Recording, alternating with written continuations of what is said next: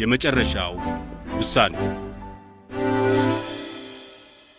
በኢትዮጵያ አቆጣጠር ቅዳሜ ህዳር 23 ቀን 1943 ዓ.ም በአውሮፓ ዘመን አቆጣጠር ታህሳስ 2 ቀን 1950 የአምስተኛው የተባበሩት መንግስታት ጠቅላላ ጉባኤ የኤርትራን የወደፊት ዕድል በድምፅ ብልጫ የሚወስንበት ታሪካዊ ዕለት ነበር።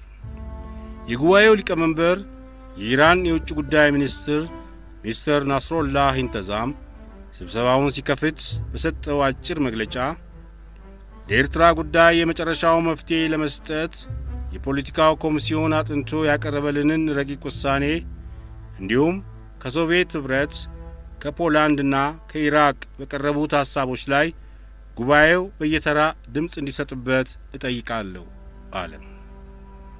ወዲያው ከሊቀመንበር ናስሮላህ መግለጫ በኋላ ጉባኤው ሥራውን ከመቀጠሉ በፊት የኢትዮጵያ የውጭ ጉዳይ ሚኒስትር የመጀመሪያው ተናጋሪ ሆነው ለውሳኔ በቀረበው ጉዳይ ላይ የንጉሠ ነገሥቱን መንግሥት አቋምና አስተያየት ለማስረዳት እንዲፈቀድላቸው ጠየቁ። ቃሉም የሚከተለው ነበር። ለብዙ ዓመታት ፋታ ያልሰጠ ምርምርና ጥናት ሲደረግበት የኖረው የኤርትራ ሕዝብ የወደፊት ዕድል ብዙ ፈተናዎችና መሰናክሎችን ካሳለፈ በኋላ ዛሬ በዚህ እጅግ በተከበረው የዓለም ሸንጎ ላይ የተባበሩት መንግስታት እንደራሴዎች የመጨረሻ ፍርዳቸውን እንዲሰጡበት ተጠይቀዋል። ይህንን በዛሬው ዕለት የሚሰጠውን ፍርድ ለመስማት እጅግ በጋለና በተጨነቀ መንፈስ የሚጠባበቀው ባለጉዳዩ የሆነው ወንድማማቹ የኤርትራና የኢትዮጵያ ሕዝብ ብቻ ሳይሆን ነጻነትና ትክክለኛ መብት ለማግኘት በትዕግሥትና በተስፋ የሚኖሩት ወገኖቻችን አፍሪካውያን ጭምር መሆናቸውን የምናገረው ከልብ በመነጨ እውነተኛ ስሜት ነው። ሊቀመንበራችን የጉባኤውን ሥራ ከከፈቱ በኋላ የተከበራችሁ የዓለም መንግሥታት እንደራሴዎች የመጨረሻ ፍርዳችሁን ከመስጠታችሁ በፊት የመናገር ዕድል እንዲሰጠኝ ያመለከትኩት ከፖለቲካው ኮሚሲዮን ተዘጋጅቶ በቀረበላችሁ ውሳኔ ላይ የኢትዮጵያንና የሕዝቦቿን የንጉሠ ነገሥቷንና የመንግሥቷን አስተያየት በቅድሚያ እንድታውቁት በማሰብ ስለሆነ የተነሳውበትን ዓላማ ቅን በሆነ መንፈስ እንደምትረዱልኝ ሙሉ እምነት አለኝ።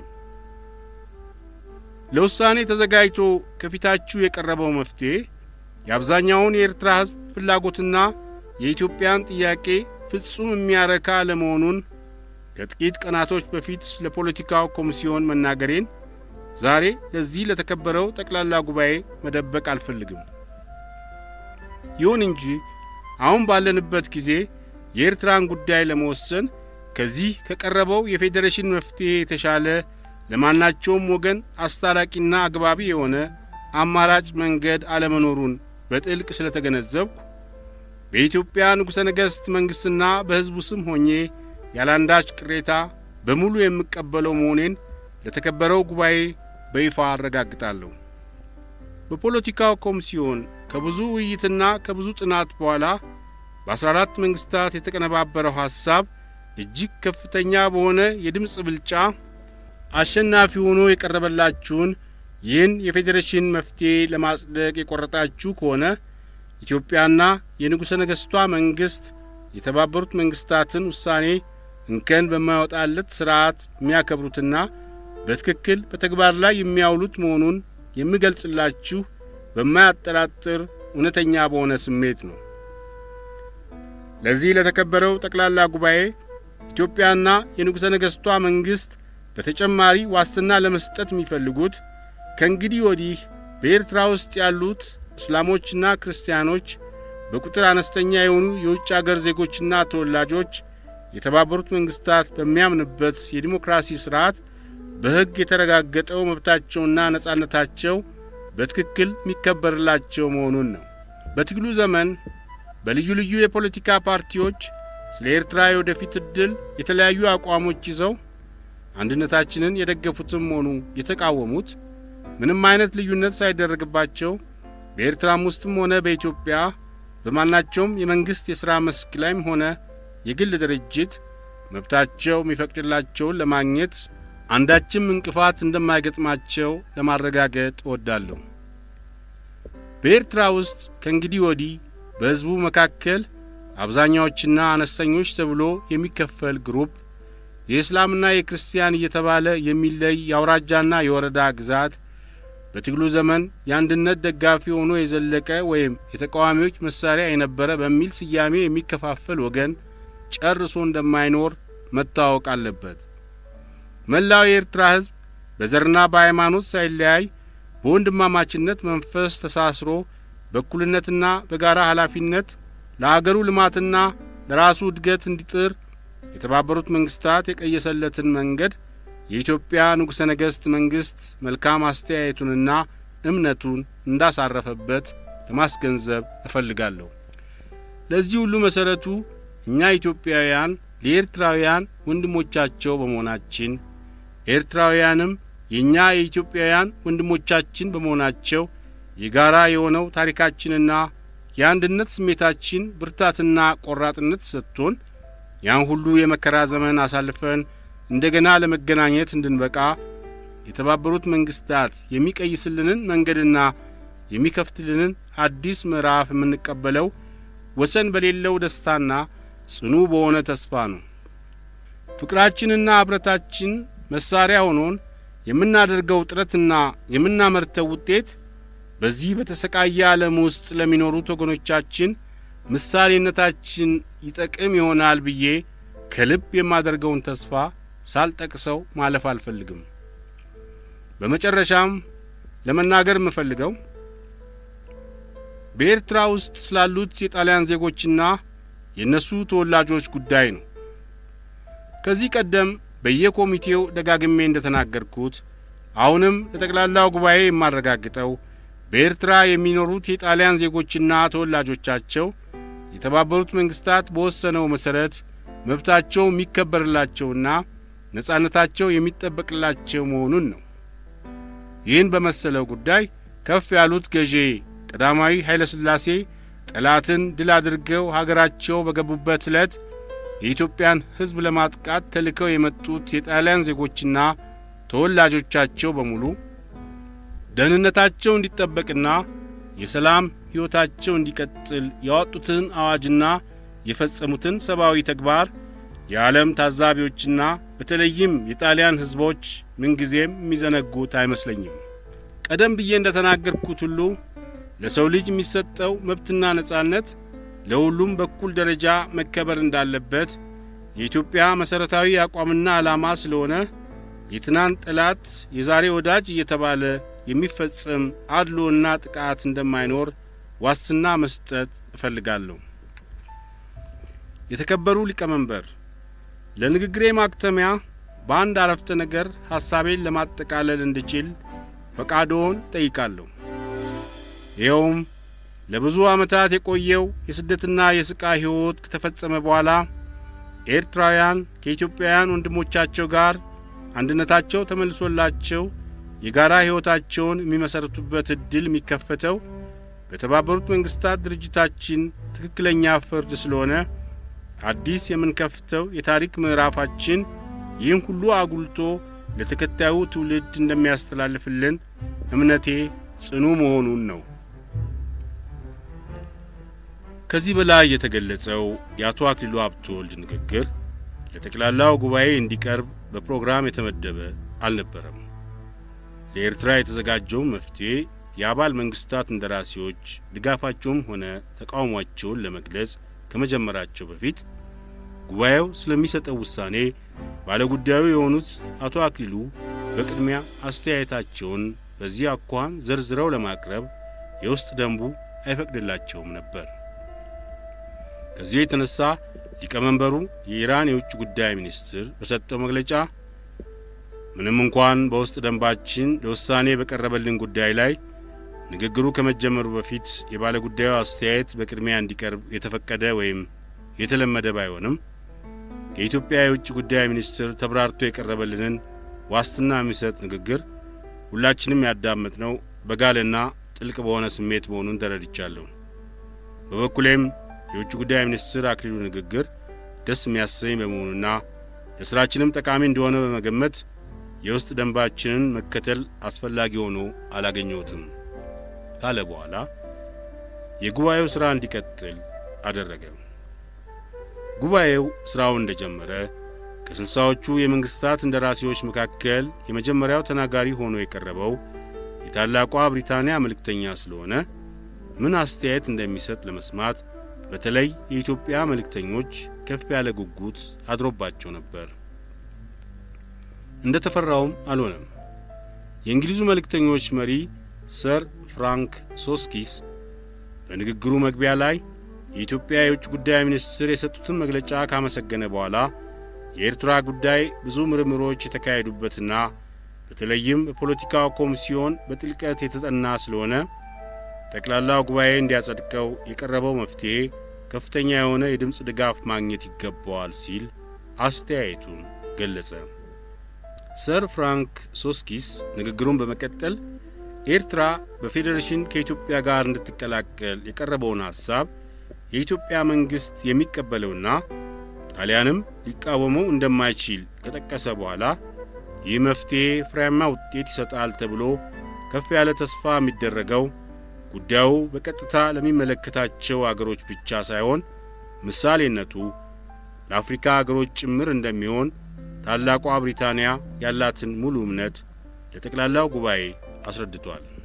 የአምስተኛውን የተባበሩት መንግሥታት ጠቅላላ ጉባኤ ዝግጅት ሲደረግ እንግሊዞች ለኢትዮጵያ የሚሰጡትን ድጋፍ በማቀዝቀዛቸው ከዚህ ቀደም በጃንሆይና በመንግሥታቸው ዘንድ ስጋት አድሮ እንደነበረ ይታወሳል። የዚህም ዋና ምክንያት የተባበሩት መንግሥታት መርማሪ ኮሚሽን እንግሊዞች አጥብቀው የሚፈልጉትን የአቆርዳትን አውራጃ ወደ ሱዳን ማቀላቀል ጉዳይ የኤርትራ ሕዝብ በሙሉ ይቃወማል ሲል ያቀረበው ራፖር ስላበሳጫቸው መሆኑ ታውቋል። ቀዳማዊ ኃይለ ሥላሴም የእንግሊዞች ድጋፍ መቀዝቀዙ ሲነገራቸው ራሳቸው ወደ ሎንዶን ሄደው የመንግሥቱን መሪዎች ለማነጋገር እስከ ማሰብ ደርሰው ነበር።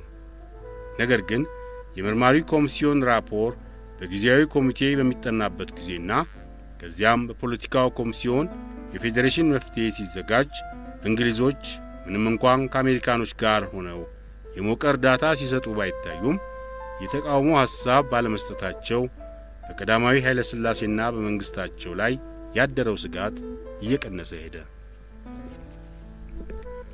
አቶ አክሊሉ ለንጉሠ ነገሥቱ ካቀረቡት ማስታወሻ ለመረዳት እንደተቻለው እንግሊዞች የኤርትራን ወደ ኢትዮጵያ መቀላቀል ሲደግፉ የቆዩት በሁለት ዋና ዋና ምክንያቶች ነበር። የመጀመሪያው ታላቋ ሶማሊያ የሚባል ግዛት ለመፍጠር የኦጋዴንን አውራጃ ቆርጦ ለመውሰድ በመፈለጋቸው ኤርትራን ወደ ኢትዮጵያ መመለስ እንደግፋለን አሉ። ከጥቂት ጊዜ በኋላ የታላቋ ሶማሌ መፈጠር ጉዳይ እንደማይሳካ ሲያውቁት ከኤርትራ ግዛት የምዕራባዊው ቆላ አውራጃ ወደ ሱዳን እንዲከለልና ሌላው ግዛት ከኢትዮጵያ ጋር እንዲሆን ለሁለት ዓመታት ያለማቋረጥ ታገሉ። አሁን በመጨረሻው እነሱ ያቀዱት ሐሳብ ሁሉ አንዱም የማይፈጸም መሆኑን አውቀው ተስፋ ሲቆርጡ የመላ ኤርትራን ግዛት በፌዴሬሽን ከኢትዮጵያ ጋር ማቀላቀል ምንም እንኳ ፊት ለፊት መቃወም ባይፈልጉም እስከ መጨረሻው ቀን ድረስ እንደ አሜሪካና እንደ አንዳንድ መንግሥታት ድጋፋቸውን በሞቀ መንፈስ መስጠት አልፈለጉም።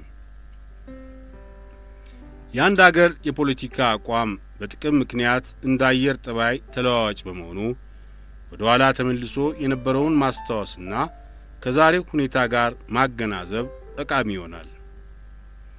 ኤርትራ ወደ ጥንት አገሯ እንድትመለስ ኢትዮጵያ ያቀረበችው ማመልከቻ መስከረም 1945 ዓ.ም ሎንዶን ላይ በተደረገው የአራቱ ኃያላን የውጭ ጉዳይ ሚኒስትሮች ስብሰባ ላይ በሚታይበት ጊዜ ጥያቄው ተገቢነት ስለሌለው ከምክር ቤቱ አጀንዳ ላይ እንዲሰረዝ ፈረንሳይ፣ መስኮብና አሜሪካ የውሳኔ ሐሳብ ሲሰጡ ኤርትራ ያለ ኢትዮጵያ ሕይወት ስለማይኖራት ጉዳዩ በጥልቅ መመርመር አለበት ብሎ ከመሰረዝ ያዳነው የታላቋ ብሪታንያ የውጭ ጉዳይ ሚኒስትር ኤርነስት ቤቨን ነበር።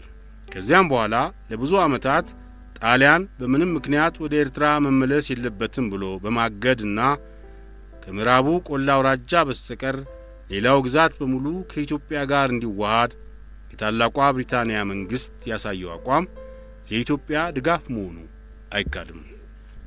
አሁን ደግሞ በ1950 ዓመተ ምህረት መጨረሻ ላይ እንግሊዞች ኢትዮጵያን የመርዳት ፍላጎታቸው የተዳከመበት ምክንያት ከላይ እንደተገለጸው ሲሆን አሜሪካኖች ደግሞ ከጠበቀው በላይ ድጋፋቸውን ያጋሉት ለምንድነው የሚል ጥያቄ ቀርቦ ነበር። የውጭ ጉዳይ ሚኒስትሩ ዲን አቸሰን ራሱ በየኮሚቴው እየተገኘ የቀረበው መፍትሄ እንዲጸድቅ ያን ሁሉ ጥረት ያደረገው ዩናይትድ ስቴትስ በአስመራ ላይ ያቋቋመው ራዲዮ ማሪና የተባለው የመገናኛ ማዕከል ያላንዳች እንቅፋት ለመቀጠል እንዲችል የኢትዮጵያ መንግስት ዋስትና ስለሰጠው ነው ሲሉ አንዳንድ የፖለቲካ ታዛቢዎች ተችተዋል። በእርግጥ ራዲዮ ማሪና ኋላ ቃኘው ሻለቃ የተባለው የመገናኛዎች ድርጅት ለአሜሪካኖች እጅግ ጠቃሚያቸውና አስፈላጊያቸው መሆኑ አይካድም። ይሁን እንጂ በዚያን ዘመን እንደነበረው የፖለቲካ ሂደት ኤርትራ ነጻ ትውጣ ወይም ከነጻነት በፊት ጣሊያን ለ10 ዓመታት በሞግዚትነት ያደራጃት ተብሎ ቢወሰን እንኳን ለራዲዮ ማሪና እንቅስቃሴ አሜሪካንን ደፍሮ እንቅፋት ለመፍጠር የሚሞክር እንደማይኖር የታመነ ነው። ከጦርነቱ በኋላ አሜሪካኖች ቀስ በቀስ ወደ ኢትዮጵያ እየተጠጉ የአገሪቱን ጠቅላላ ሁኔታ ሲያጠኑ ከነጻነት በኋላ የቀዳማዊ ኃይለ ሥላሴ መንግስት በእንግሊዞች ምን ያህል እንደተሰቃየ ከዚህም ሌላ ጣሊያን ወደ ኤርትራ ተመልሶ ጎረቤት ቢሆን ንጉሠ ነገሥቱ የሰጉበትን ምክንያት ተረድተው ይህችን ችግረኛ አገር ቢያንስ በሞራል ለመርዳት ሳያስቡ እንዳልቀሩ ማመን ይቻላል።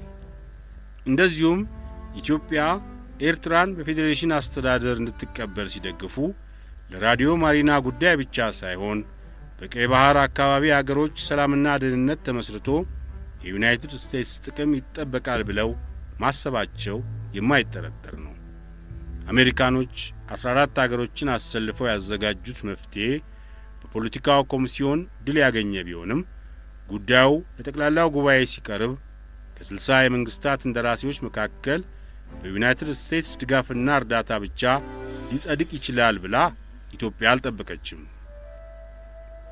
ጠቅላላው ጉባኤ ለሚያደርገው ውሳኔ የአንድ መንግስት እንደራሴ አቅም አንድ ድምፅ ብቻ ስለሆነ የፌዴሬሽኑን መፍትሄ ለማጽደቅ ከመላው አባል አገሮች 2/3 የሆነው የድጋፍ ድምፅ ያስፈልግ ነበር። ጉባኤው እንደተከፈተ አቶ አክሊሉ ሀብተወልድ በቅድሚያ የሰጡት ሰፊ ማብራሪያ ስለ ፌዴሬሽኑ ሕግ መከበር ከኢትዮጵያ የሚፈለገውን ዋስትና የሚያረጋግጥ በመሆኑ የብዙዎቹ አገሮችን መልካም አስተያየት ማርኳል።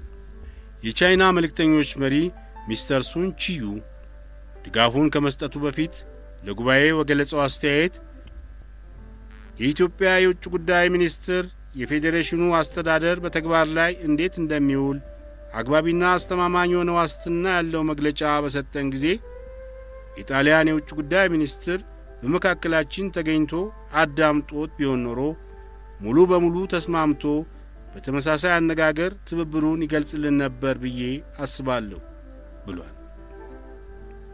እንደዚሁም የሊባኖስ የውጭ ጉዳይ ሚኒስትር ሚስተር አሙን ባደረገው ንግግር አክሊሉ ሀብተወልድ በኢትዮጵያና በንጉሠ ነገሥቱ ስም ሆኖ ፌዴሬሽኑ በተግባር ላይ ስለሚውልበት ሁኔታ በሰፊው የገለጸልን መሠረታዊ ጉዳይ ሁላችንንም ስላረካን የሊባኖስ መንግሥት ለቀረበው መፍትሄ ሙሉ ድጋፉን ይሰጣል ካለ በኋላ የታወቁትና የተከበሩት የኢትዮጵያ ንጉሠ ነገሥት በዘመናቸው ለነጻነትና ለትክክለኛ ፍርድ የተሰዉና የተባበሩት መንግሥታት ድርጅትም ዓላማውና ግቡን እንዲፈጽም ጥረታቸውን ያላጓደሉ ስለሆኑ ጉባኤያችን ለኤርትራ አስተዳደር የሚሰጠው ውሳኔ በተግባር ላይ እንደሚገለጽ እምነታችን የተሟላ ነው ብሏል። ከየመንግስታቱ እንደራሴዎች ይህም በመሰለ መልክ ከተገለጹት አቋሞች ውስጥ ከሁሉም ይበልጥ አስደናቂ ሆኖ የታየው የፌዴሬሽኑን መፍትሄ ለመቃወም ተዘጋጅቶ የመጣው የኢራቅ መልእክተኛ ሚስተር ሙሐመድ ፋትሂል ጀማሊ ሐሳቡን ለውጦ ደጋፊ ሆኖ መገኘቱ ነበር። አልጃማሊ ስለወሰደው አቋም ለጉባኤው ሲያስረዳ የፌዴሬሽኑ አስተዳደር በትክክል በተግባር ላይ እንደሚፈጸምና ከዚህም በላይ በኤርትራ ያሉት እስላሞች እንደ ክርስቲያኖቹና እንደ ሌሎች ሁሉ የእኩልነት መብታቸውና ነጻነታቸው የሚጠበቅላቸው መሆኑን ከኢትዮጵያ የተሰጠው ዋስትና የሚበቃ ሆኖ አግኝቼዋለሁ ከዚህም በቀር የጉባኤውን ሥራ ለመከታተል ኒውዮርክ የመጣው የኤርትራ እስላሞች ሊግ መሪ ከኢትዮጵያ የውጭ ጉዳይ ሚኒስትር በተሰጠው መግለጫ መደሰቱን ገልጾልኛል። እንደዚሁም በኢትዮጵያና በኤርትራ የሚኖሩት እስላሞችና የአረብ ተወላጆች ሁሉ የታሰበውን የፌዴሬሽን መፍትሄ የሚቀበሉት መሆኑን ሰምቻለሁ።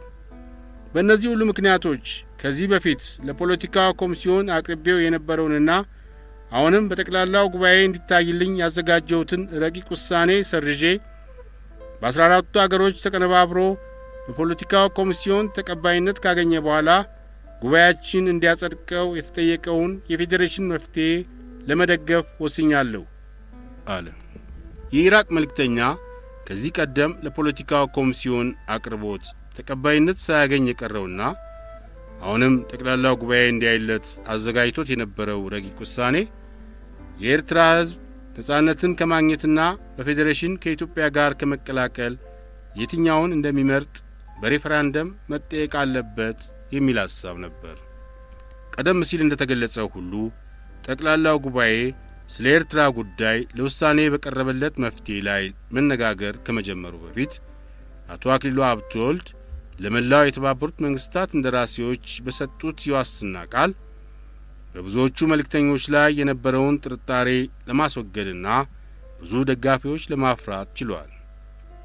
የተባበሩት መንግስታት በሚያጸድቀው የፌዴራል አክት መሠረት መብትና ነጻነት ለሁሉም ወገን በኩል ደረጃ እንዲከበር የንጉሠ ነገሥቱ መንግሥት እንከን በሌለው ሥርዓት በተግባር ላይ ያውለዋል ሲሉ የውጭ ጉዳይ ሚኒስትሩ የሰጡት ማረጋገጫ ከ30ዎቹ አባል መንግስታት መካከል የ46ቱን አገሮች እምነትና ሙሉ ድጋፍ አስገኝቷል። ጉባኤው እንደተከፈተ ክርክሩ ሳይጀመር አቶ አክሊሉ ይህን በመሰለ መልክ ከኢትዮጵያ የሚፈለገውን ዋስትና አስፋፍተውና አብራርተው ባያቀርቡት ኖሮ በአፈጻጸሙ ላይ ኢትዮጵያ ለግዴታዎቿ የምትሰጠው ዋስትና እንዴት ነው እያሉ የጠላት ወገኖች በሚያጎርፉት ጥያቄዎች ጉዳዩን ለማወሳሰብና ውሳኔውን ለማዘግየት ይችሉ ነበር። ነገር ግን የኢትዮጵያ ዲፕሎማሲ መሪ ባላቸው ሰፊ ኤክስፔሪየንስ ሳይቀደሙ በመቅደም በድፍረት የወሰዱት እርምጃ የተንኮለኞቹን ቅስም ከመስመሩ ሌላ የጉባኤውን ሥራ ለማፋጠንና የመጨረሻውን ውጤት ለማሳመር ረድቷል። ታኅሳስ 2 ቀን 1950 ዓ.ም በቅዳሜ ምሽት የአምስተኛው የተባበሩት መንግስታት ጠቅላላ ጉባኤ ሊቀመንበር የኢራን የውጭ ጉዳይ ሚኒስትር ናስሮላህ ኢንተዛም ኤርትራ ከኢትዮጵያ ጋር በፌዴሬሽን እንድትቀላቀል ከ60 አባል መንግስታት ውስጥ በ46 ድምፅ ድጋፍ መወሰኑን የሚያበስር የፍርድ ደወል ሲያሰማ በስብሰባው አዳራሽ የተገለጸው ደስታና ጭብጨባ እጅግ የጋለ ነበር። ከአንድ ዓመት በፊት በ1949 ዓመተ ምህረት በተደረገው በአራተኛው ጠቅላላ ጉባኤ ለውሳኔ በስሎ የቀረበው የኤርትራ ወደ ኢትዮጵያ መመለስ ጉዳይ ተሰናክሎ በድጋሚ መርማሪ ኮሚሽን እንዲያጣራ ካስወሰኑት የላቲን አሜሪካ አገሮች መካከል 14 መንግስታት አርጀንቲናም ጭምር ለፌዴሬሽኑ መፍትሄ የድጋፍ ድምፃቸውን ሲሰጡ ማየት ለኢትዮጵያ መልእክተኞች እጅግ አስደናቂ ነበር። ከላቲኖቹ ውስጥ ኤርትራ ከኢትዮጵያ ጋር መሆን የለባትም ብለው አሁንም በተቃዋሚነታቸው የቀጠሉት ኩባና ጓቲማላ፣ ሳልቫዶርና ዶሚኒክ ሪፐብሊክ በድምሩ 4 አገሮች ብቻ ሆኑ። በሦስተኛውና በአራተኛው ጠቅላላ ስብሰባ ላይ የተካፈለው የአርጀንቲና መልእክተኛ ሆሴ አርሴ የጣሊያን ታዛዥነቱን በይፋ ያስታወቀና የአገሩንም ክብር ያዋረደ መሆኑ ስለተመሰከረበት የጀነራል ፔሮን መንግስት ለአምስተኛው ጉባኤ መልእክተኛም አላደረገውም። በአራተኛው ጉባኤ ዘመን ሆሴ አርሴ ምንም እንኳ የኢትዮጵያን ጥያቄ በማሰናከል ድል አስገኝቻለሁ ብሎ ከጣሊያን ጋር ቢፎክርም የሊቢያ የወደፊት ነጻነት በተወሰነ ጊዜ ሕገ መንግሥቱን ለማዘጋጀት የተባበሩት መንግስታት ኮሚሽነር ሆኖ ለመመረጥ ያደረገው ጥረት አልተሳካለትም ነበር። የሆሴ አርሴ እጩ ኮሚሽነርነት የከሸፈበት ዋናው ምክንያት ብዙዎች አባል አገሮች በኤርትራ ጉዳይ የኮሎኒያሊስት መሳሪያ ሆኖ ይፈጽመው የነበረውን አሳፋሪ ሥራ በማየት ድጋፋቸውን ስለነሱት ብቻ ሳይሆን በታዛዥነት ከልቡ ያገለገለውም የሮማ መንግስት ለሊቢያ ሕገ መንግሥት አዘጋጅነት ከአርጀንቲናው ይልቅ የሆላንዱን መልእክተኛ በመምረጡ ነበር። የኤርትራ ጉዳይ የመጨረሻ ውሳኔ በተሰጠበት በዚህ ስብሰባ ላይ የአምባሳደር አርሴ ተካፋይ አለመሆን እና የአርጀንቲና መንግስት ደጋፊ ሆኖ መገኘት ኢትዮጵያ የምትጠብቀው አልነበረም። ታኅሳስ 2 ቀን 1950 ዓ.ም የአምስተኛው የተባበሩት መንግስታት ጠቅላላ ጉባኤ ኤርትራ ከኢትዮጵያ ጋር በፌዴሬሽን እንድትዋሃድ እጅግ ከፍ ባለ ድምፅ ብልጫ ሲያጸድቅ ስለ ፌዴሬሽኑ አስተዳደርና የሥልጣን ድርሻ በሰጠው ዝርዝር ውሳኔ ውስጥ መሠረታዊ የሆኑት ነጥቦች የሚከተሉት ናቸው። አንደኛ፣ ኤርትራ በንጉሠ ነገሥቱ ዘውድ ስር ከኢትዮጵያ ጋር በፌዴሬሽን ተቀላቅላ የራሷ የሆነ የውስጥ አስተዳደር መንግሥት ታቋቁማለች። ሁለተኛ፣ የፌዴራሉ መንግሥት የሆነችው ኢትዮጵያ በመከላከያና በውጭ ጉዳይ ፖሊሲ፣ በአገር ውስጥና በውጭ ንግድ ጉዳይ፣ በአገር ውስጥና በውጭ መገናኛዎች፣ በፋይናንስና በባህር ወደቦች አስተዳደር ሙሉ ሥልጣን ይኖራታል። እንዲሁም የፌዴሬሽኑን የግዛት ክልል ደህንነት የመጠበቅ ኃላፊነትና ሥልጣን የፌዴራሉ መንግሥት ድርሻ ስለሆነ ለዚህ ተግባርና አገልግሎት የሚያስፈልገውን ወጪ ለመሸፈን በመላው የኤርትራ ግዛት የፌዴራል ታክስ ይታወጃል። ሦስተኛ፣ የኢትዮጵያ የውስጥ አስተዳደር ደግሞ የፌዴራሉ መንግሥት ለሆነው ለኢትዮጵያ ከተዘረዘሩት የኃላፊነት ድርሻዎች ውጪ የሆኑትን ጠቅላላ ጉዳዮች በሙሉ ሥልጣን ያከናውናል። እንደዚሁም ለውስጥ አስተዳደር አገልግሎት የሚውል ታክስና ግብር የመተመንና የማስከፈል የውስጥ አድሚኒስትሬሽኑን በጀት የመወሰን ሥልጣን ይኖረዋል። ለኤርትራ የውስጥ አስተዳደር በሕዝብ የተመረጡ መማክርቶች የሚመደቡበት የሕግ አውጪ ምክር ቤት የሚመሠረት ከመሆኑም በላይ ለመንግሥቱ አመራር ከፓርላማው ኃላፊነትና ሥልጣን የሚቀበለው የሕግ አስፈጻሚ አካልና የፍትሕ አካላት ይቋቋማሉ። አራተኛ፣ እነዚህን መሠረታዊ ነጥቦች ተመርኩዞ በተባበሩት መንግሥታት የሚመረጠው ኮሚሽነር የኤርትራን መተዳደሪያ ሕገ መንግሥት ያዘጋጃል። አምስተኛ፣ በተባበሩት መንግሥታት ኮሚሽነር የሚዘጋጀው ሕገ መንግሥት በሕዝብ ተወካዮች ምክር ቤት ተጠንቶ ከተወሰነ በኋላ በንጉሠ ነገሥቱ ጸድቆ በሥራ ላይ እስከሚውልበት እስከ መስከረም 15 ቀን 1952 ዓ.ም ድረስ በኤርትራ ያለው የታላቋ ብሪታንያ ወታደራዊ አስተዳደር በሥልጣን ይቆያል። ደስታና ቅሬታ።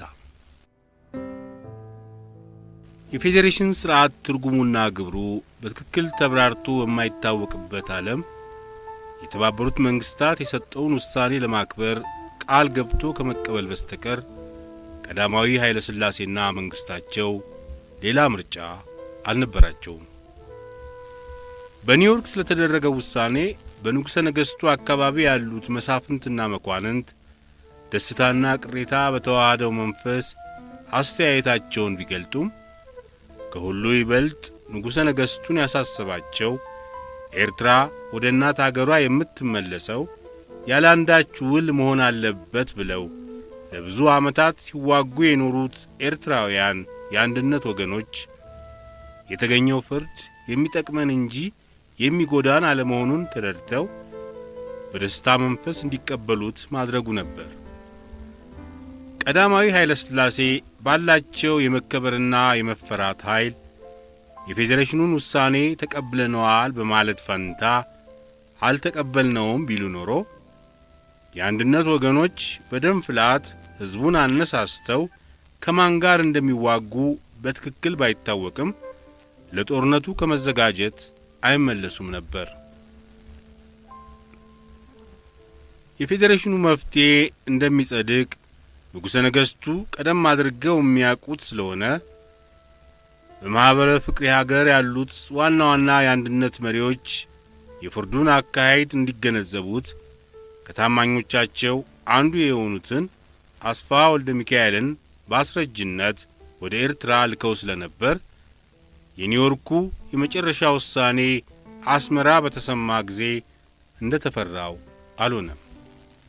በእርግጥ የአንድነት ወገኖች የጠየቅነው ተሟልቶ አልተፈረደልንም በማለት ያደረባቸውን ቅሬታ ባሸሽጉም የንጉሠ ነገሥቱን መሪ ትእዛዝ በአክብሮት ተቀብለው ስለተሰጠው ውሳኔ የኤርትራ ሕዝብ ደስታውን እንዲገልጥ ከማስደረግ ችላ አላሉም።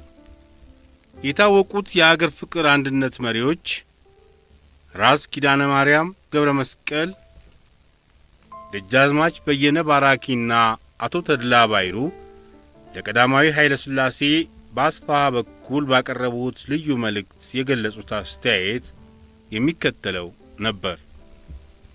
ታሪክና ትውልድ በ50 ዓመታት የቅኝ ግዛት አስተዳደር አይደመሰስም። እኛ ኤርትራውያን ጥንትም ሆነ ዛሬ፣ ነገም ሆነ ወደፊትም ኢትዮጵያዊነታችንን የሚፍቀው የለም። ይህንንም ለተባበሩት መንግስታት መርማሪ ኮሚሽን ከዚያም በፊት ለአራቱ ኃያላን መንግስታት መልእክተኞች አስረድተናል።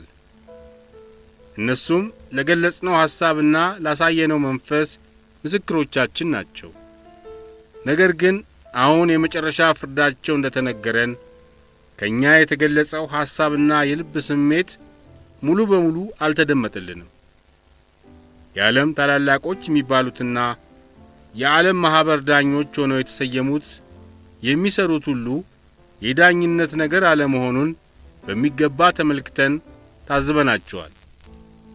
እኛ ኤርትራውያን በታሪካችን በዘራችንም ሆነ በባህላችን ለኢትዮጵያዊነታችን ጥያቄ አይቀርብበትም ብለን ስናረጋግጥ ኢትዮጵያዊነታችሁ ከአንድ ሁለቴ መመርመር አለበት የተባለውን ውሳኔ ተቀብለን በሚገባ አስረዳን፣ በሚገባም አረጋግጠን ስሜታችንን ገለጥን። አሁን ደግሞ እኛ የምንጠይቀው በእናት አገራችንና በንጉሠ ነገሥታችን ጥላ ስር መጠቃለል ነው ብለን ስናመለክት የለም ከእናታችሁ ጋር ብትሆኑም ለየት ባለ አኳኋን ማደር ያስፈልጋችኋል ተባለ።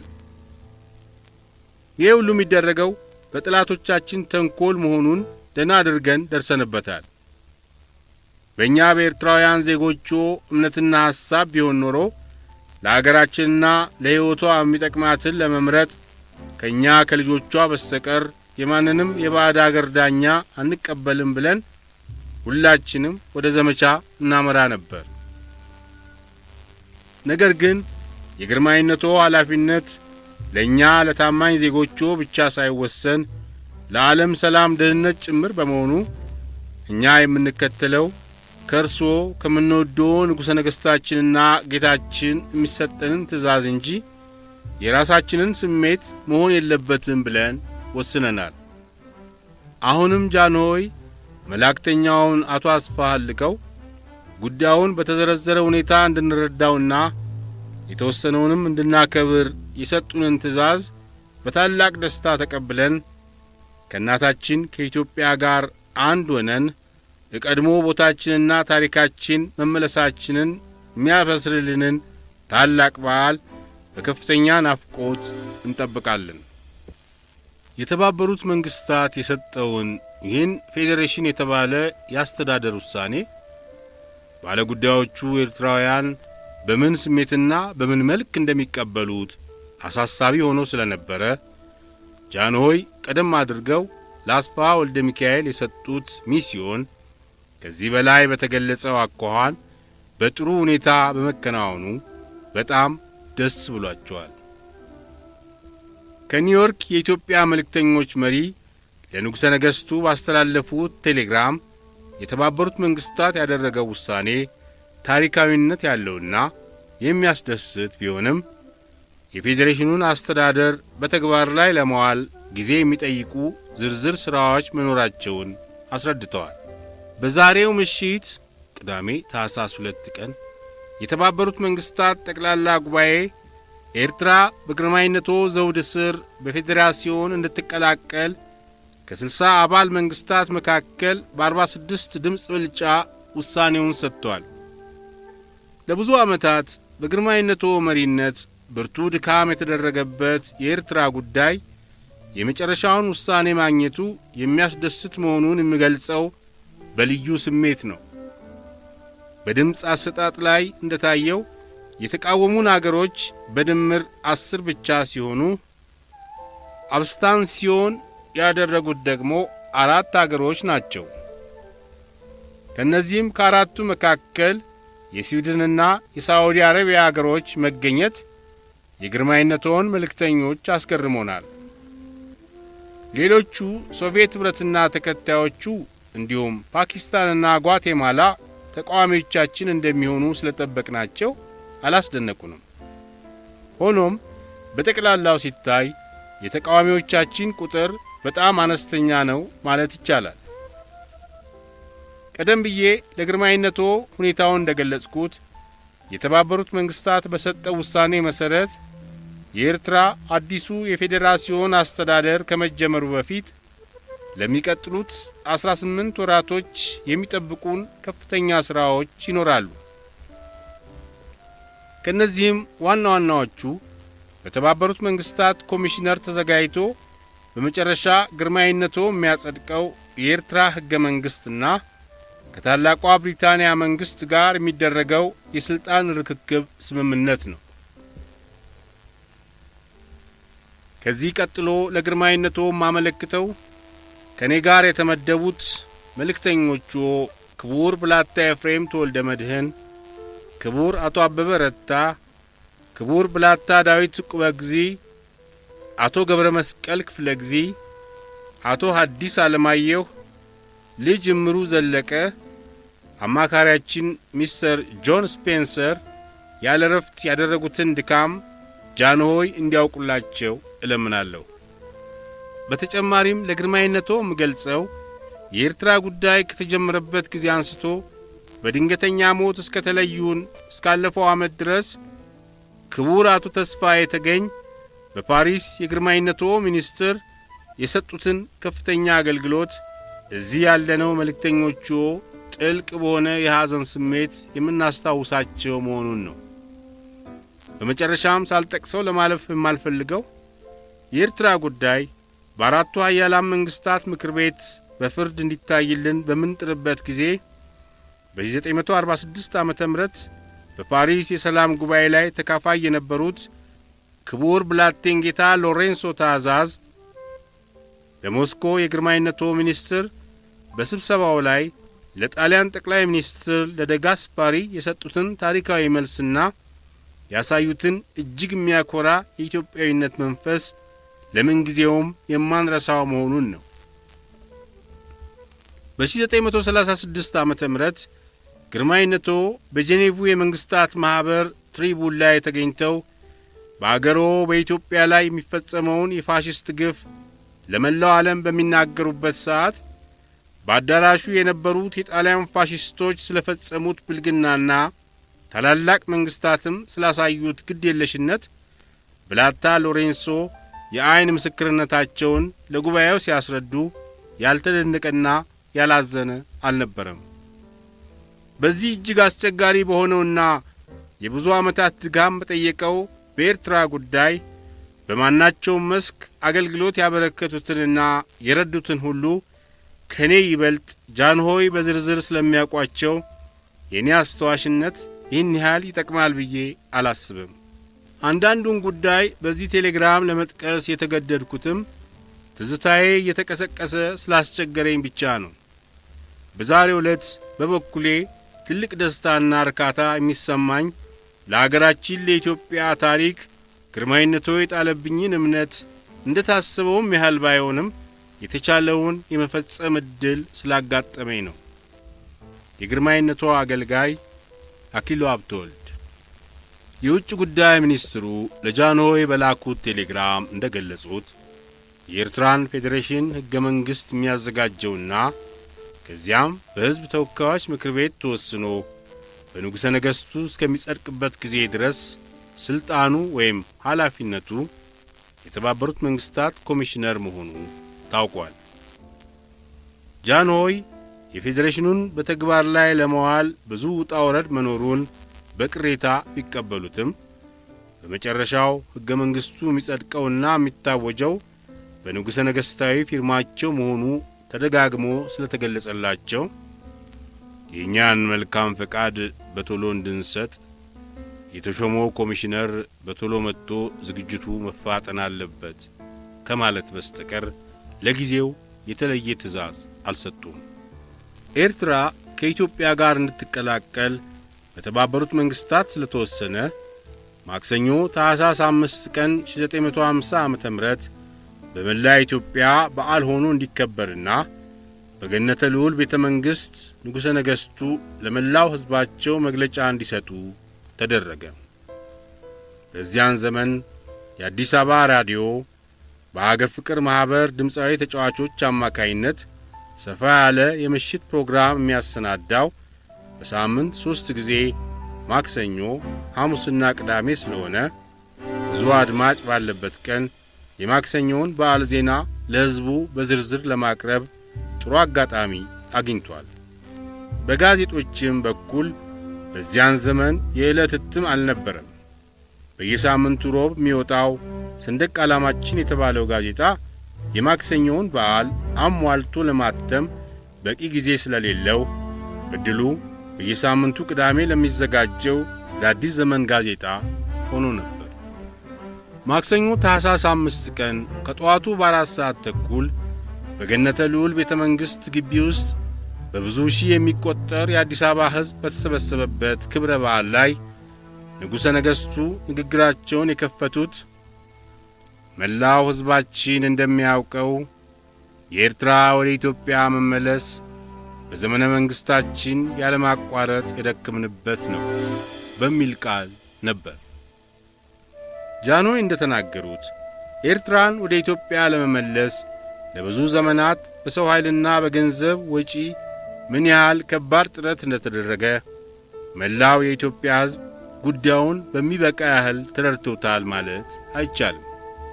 ሆኖም ከ60 ዓመታት በፊት በጠላታችን በጣሊያን ተቆርጠው የተወሰዱብን የምረብ ምላሽ ኤርትራውያን ወንድሞቻችን ወደ ጥንት አገራቸው ወደ ኢትዮጵያ እስካሁን አለመመለሳቸውን ያውቃል።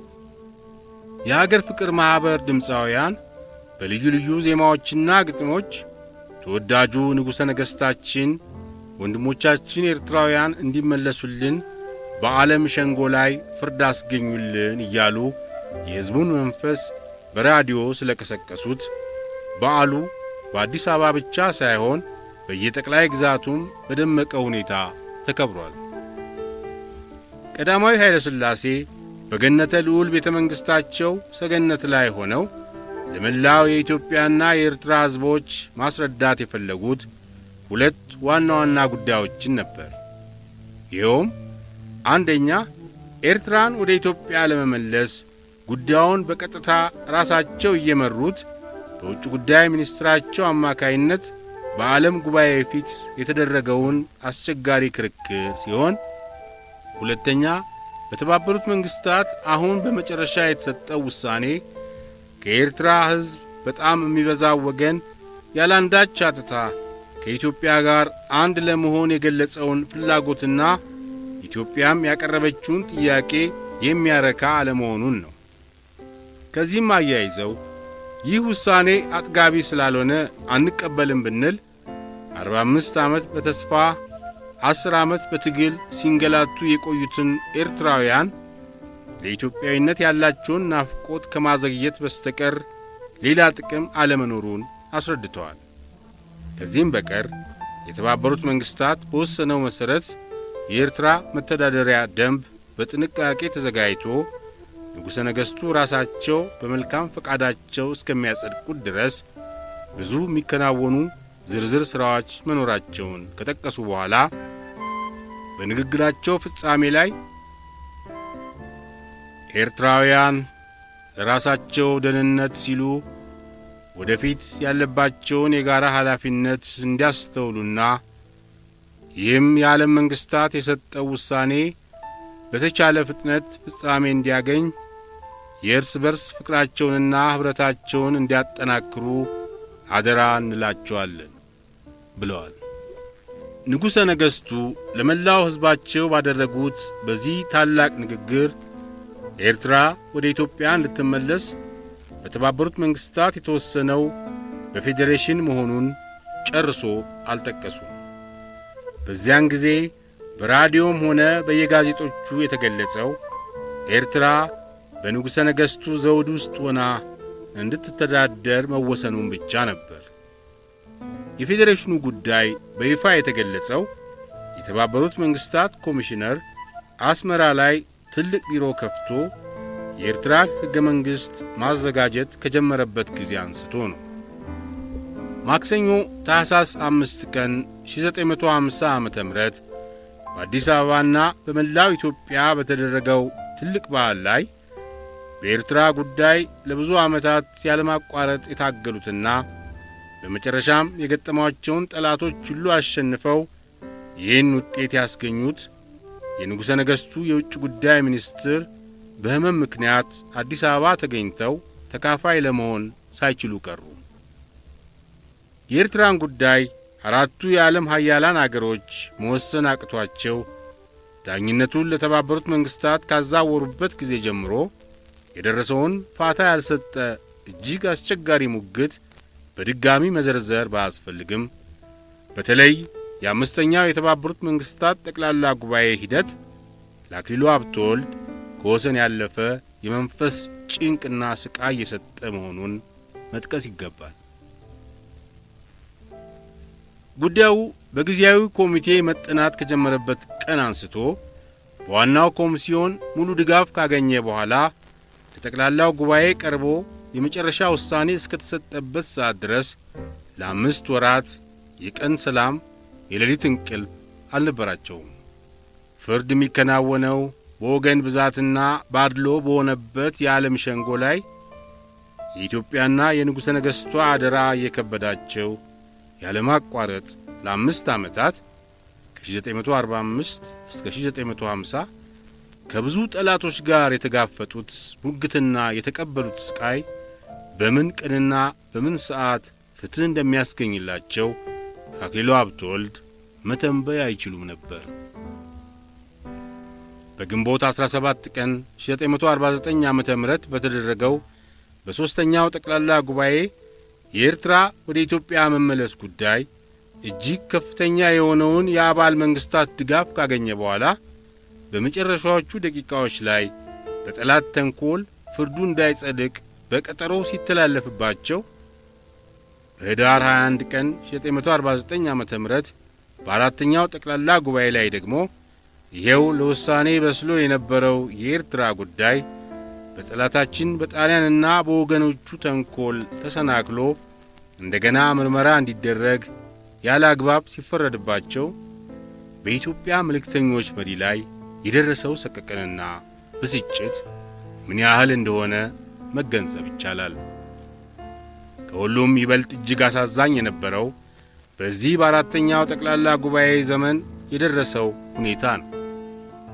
ከዚያ እጅግ አድካሚና አስቸጋሪ ከነበረው ከላቲን አሜሪካ ጉዞና ዝግጅት በኋላ የውጭ ጉዳይ ሚኒስትሩ ወደ ኒውዮርክ ለመሄድ ከአዲስ አበባ በተነሱ ጊዜ ከንጉሠ ነገሥቱ የተነገራቸው ስለ ኤርትራ ዋና ጉዳያችን በጣልንብህ አደራ በአሁኑ ስብሰባ ሲሆን ኤርትራን በሙሉ ሳይሆን ደግሞ እንግሊዞች እንዳዘጋጁት በከፊሉ አስፈርደህ በደህና ተመለስ የሚል ነበር።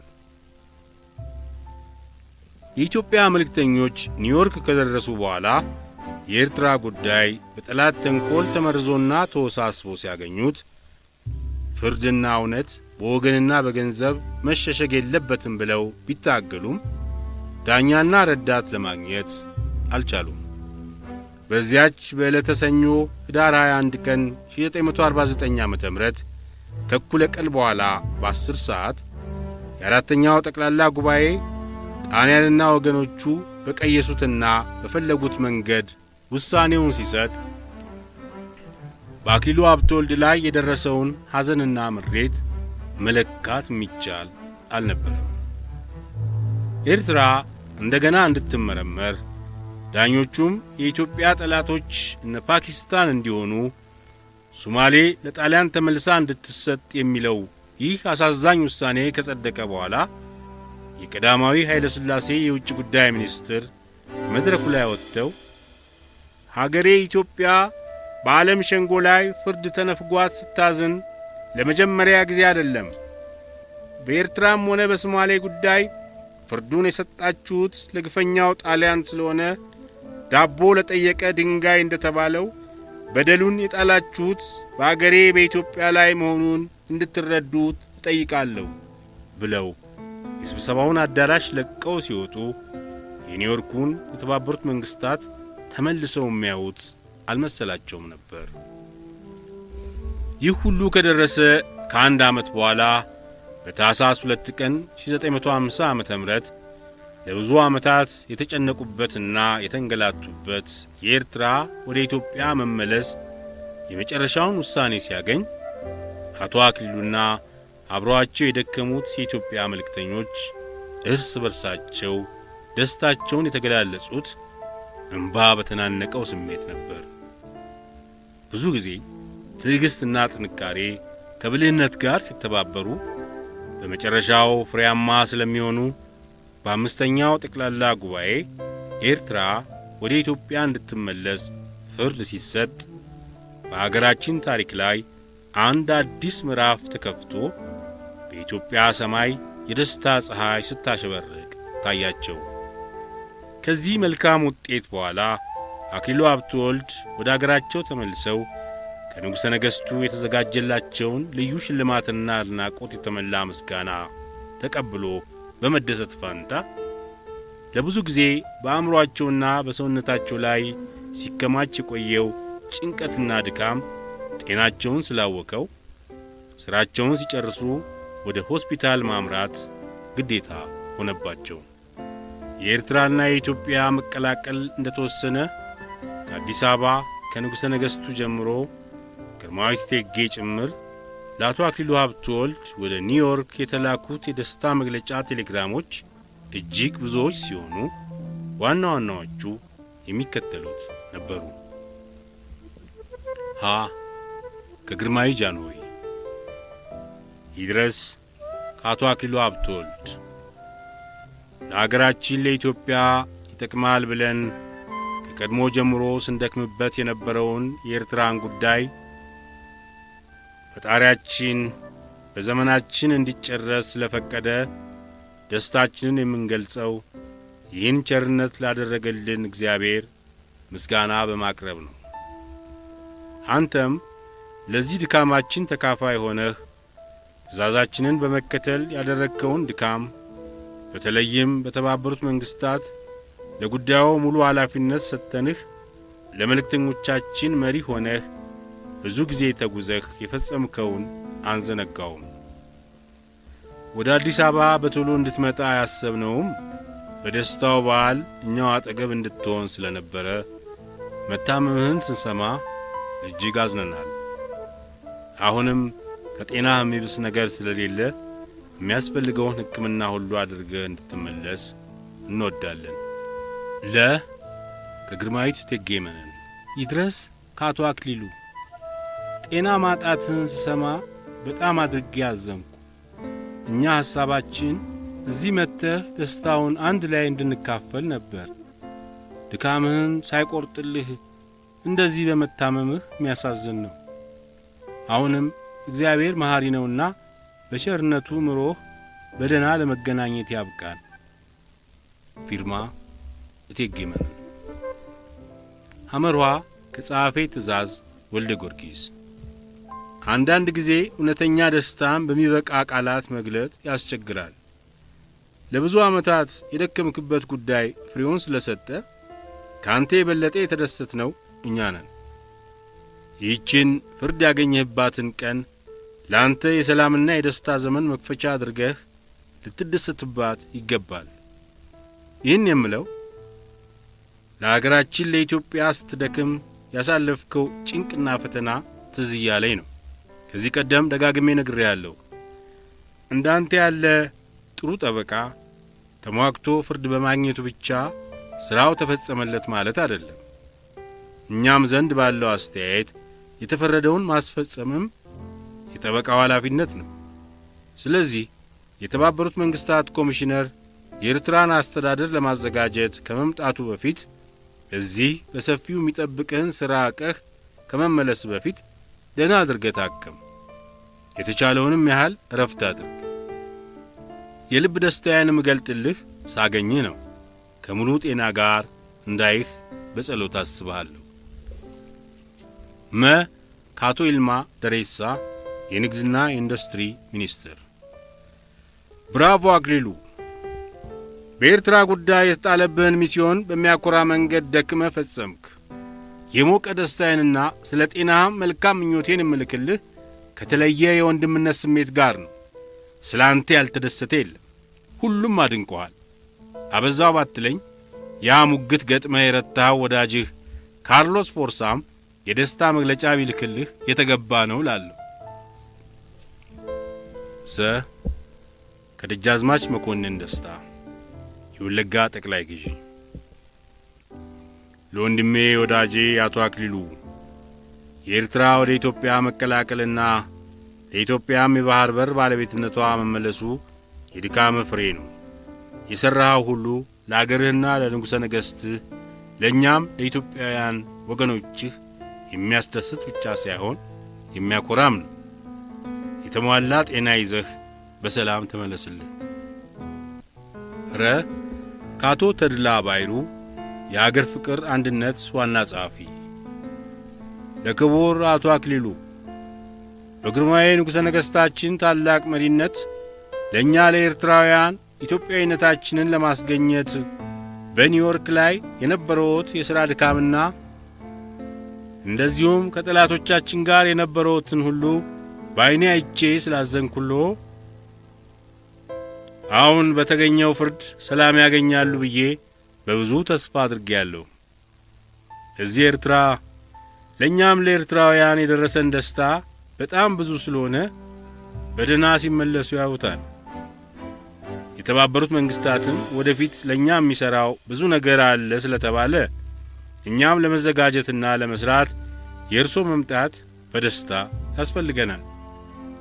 የአንድነት የአገር ፍቅር መሪዎቻችን ክቡር ራስ ኪዳነ ማርያም፣ ክቡር ደጃዝማች በየነ ባራኪ፣ ክቡር ፓሻ ሳላህ አህመድ ኪኪያና ሌሎችም ደስታቸውንና ሰላምታቸውን እንድነግርላቸው ጠይቀውኛል።